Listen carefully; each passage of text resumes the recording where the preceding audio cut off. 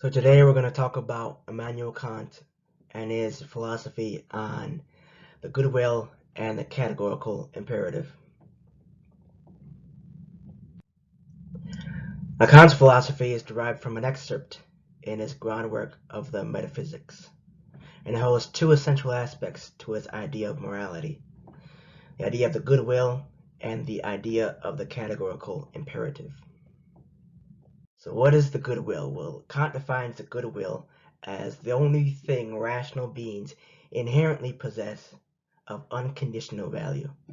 It's invaluable in its own right, and is comprised of the commitment to do our duty for its own sake. And the idea is our actions possess moral goodness only if they're geared towards doing our duty. Now, goodwill isn't necessarily focused on the end result of an action. It's not focused on if the end result will be good, will it be bad, will it be ugly, will it be righteous. It's more focused on that inherent goodness. It's more focused on, is this action geared towards duty? And Kant defines the goodwill as being incomparably high in comparison to anything that could be merely brought about in favor of some inclination. Now, the idea of good in this sense is kind of a double-edged sword. And I mean that in the sense that qualities that can be defined as good, for example, wit and judgment, or other talents that lead to courage and perseverance, have the capability of being bad quality as well, without the presence of goodwill. For example, if you have power and riches, that can lead to arrogance as well. So in that sense, they have capability of being on both sides without that presence, without that variable of goodwill. And goodwill to Kant exists to correct the influences of bad qualities on the mind. Because it says that without the presence of goodwill, a person can be much more dangerous and evil than anticipated. The clauses of the goodwill. So even some actions that appear to be moral could be considered to be without goodwill based on whether they're derived from a sense of duty or not. And the same token, actions may be moral, but they may be actions of which we are compelled to perform, not through any inclination or desire to do so, out of a sense of duty. Kant provides an analogy of a shopkeeper and a merchant. It's basic practice and conforms with the ideology of duty for a shopkeeper or merchant to maintain a fixed price for everyone and not to overcharge for items. But this may only be out of necessity to maintain a competitive advantage, not solely out of duty and a sense of honesty. Now you could say that it's also a duty to preserve one's life, but Kant says that the anxious care people put into it has no inner worth, as they look at their lives in conformity to duty, not from the sense of duty. In other words, they do the things they do because they have to, not because they feel some inner obligation to do this out of the goodness of their heart. So what constitutes the goodwill? Well, by Kant's proposition, nothing other than the representation of the law can govern the idea of the goodwill in its entirety. So what is that law? Well, law is this: I ought never to act except in such a way that I could also will that my maxim become universal law. I think in this sense, maxim can be defined as the thought process that you go through when considering these actions. Kant also proposes that this is only capable by rational beings. In other words, only rational beings are capable of representing the law. The dilemma of the goodwill. So Kant proposes a question here to serve an example to the definition we discussed before on the previous slide. And the question is this: can I make a promise with the intention not to keep it? This is the question Kant says that requires kind of a twofold thought process with two main ideas. And he says the first main idea is it prudent? And the second main idea is it in conformity of duty to make false promises? Now, in terms of the first main idea, is it prudent? There are a couple points that we need to consider with this one. And the first point would be, would it cause further problems down the road? And he says if it causes further problems down the road, then the simplest response would be to accept the consequences now and avoid the hardship down the road. And is it better to promise nothing consistently? And in terms of that, technically, Kant says that if you were to promise nothing and go through with that promise consistently, that would, in a sense, be going through with duty in terms of your own personal sense of duty. However, Kant says that that might propose problems down the road, so that's not the best alternative. And with the second main idea, is it in conformity of duty to make false promises? He says that a couple things you need to consider is, will there be other consequences down the road?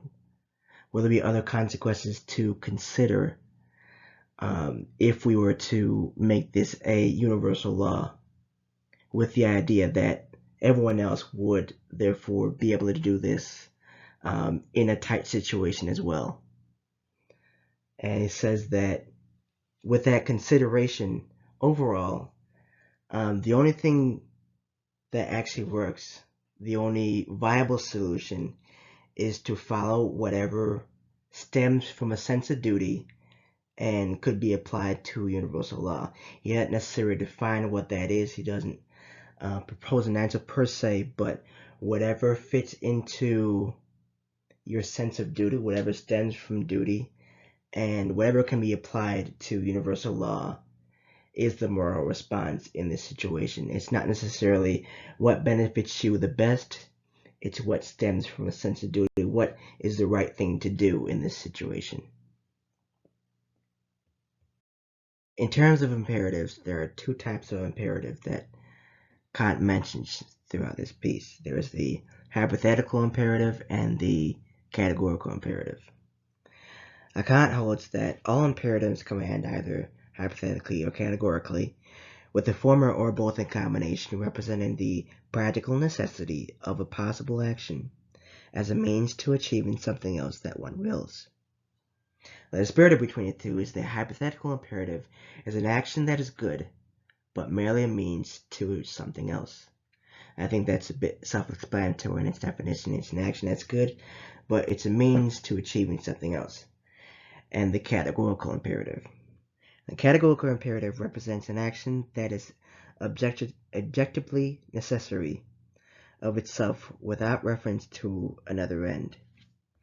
This is in the sense that every law represents an action that is possibly good and therefore necessary. So when you reference categorical imperatives as objectively necessary, that's what it's referring to in terms of the idea that a law represents a good action, and a good action therefore translates to a categorical imperative.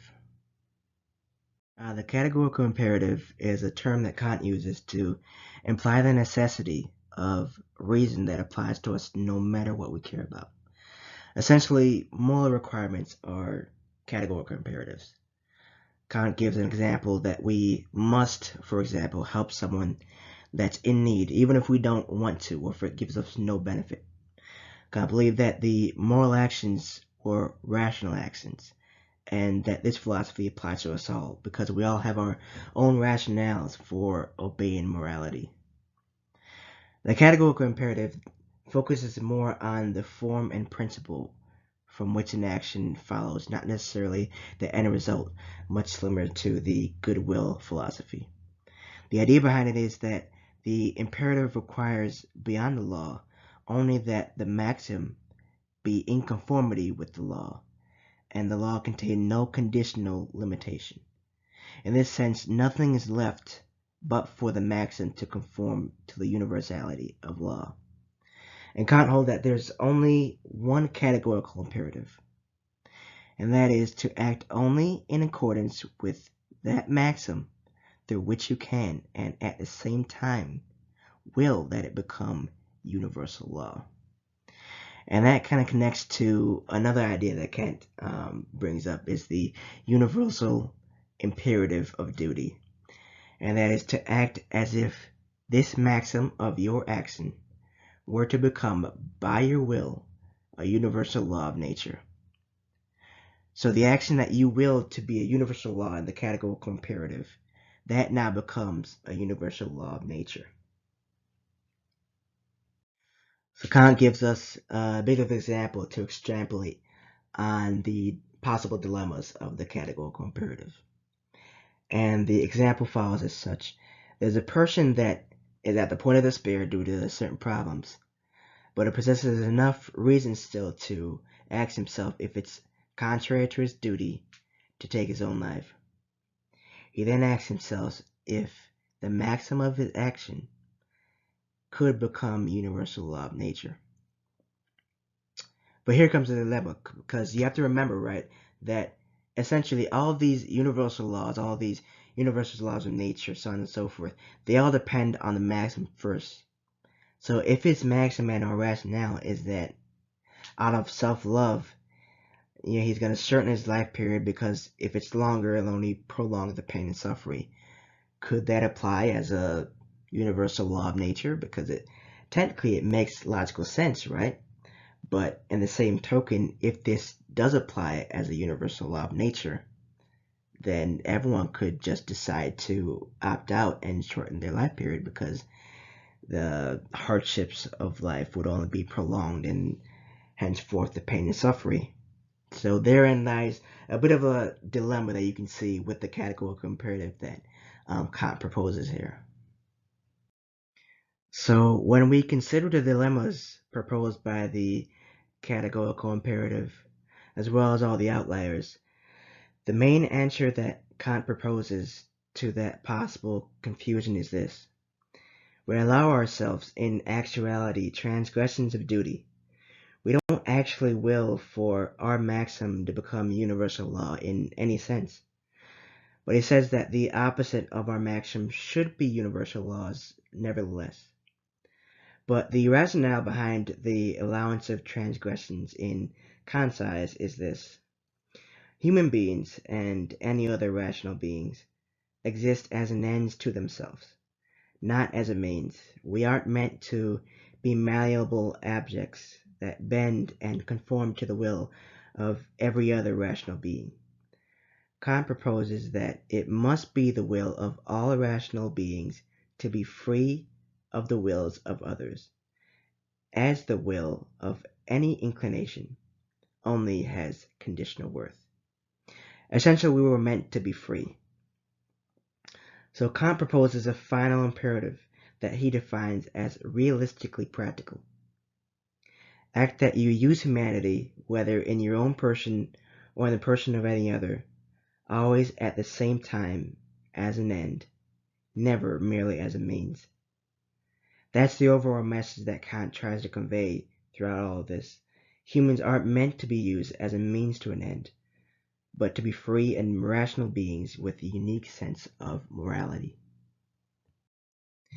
Here I just have a couple questions for you guys to discuss. So thank you very much for your time and have a good night.